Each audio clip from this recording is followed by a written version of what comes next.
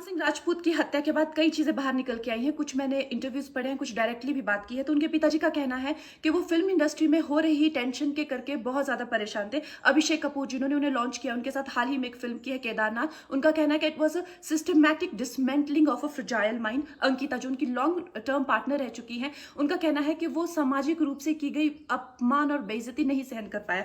तो अब मैं आपको बताऊंगी कि मूवी माफिया ने ना कि सिर्फ उनको बैन किया था, सिस्टमैटिक डिसमेंटलिंग, कैसे कतरा कतरा करके उनका दिमाग तोड़ा गया है, उनको मारा गया है।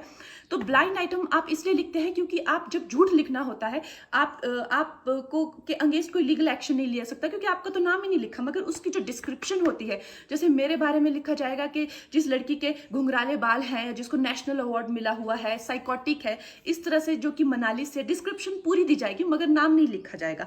23 अगस्त 2017 को बॉलीवुड लाइव सुशांत के बारे में लिखता है कि वो जब भी सेक्स करता है तो सिर्फ अपने ही गाने सुनता है, वो सबसे बड़ा नार्सिसिस्ट है। 16 दिसंबर 2016 में मुंबई मिरर लिखता है कि सुशांत एक ट्रक ड्राइवर की तरह लगता है। 22 फरवरी 2019 को मुंबई मिरर लिखता है कि पार्टी में तमाशा करने के बाद सुशांत ने कांच की बोतल एक डायरेक्टर के सर पे दे मारी। 18 अक्टूबर 2018 को डीएनए लिखता है कि सुशांत ने अपनी को एक्टर का रेप किया और वो मीटू के चलते अब जेल जा सकता है। और ऐसी न जाने कितने अनगिनत झूठ।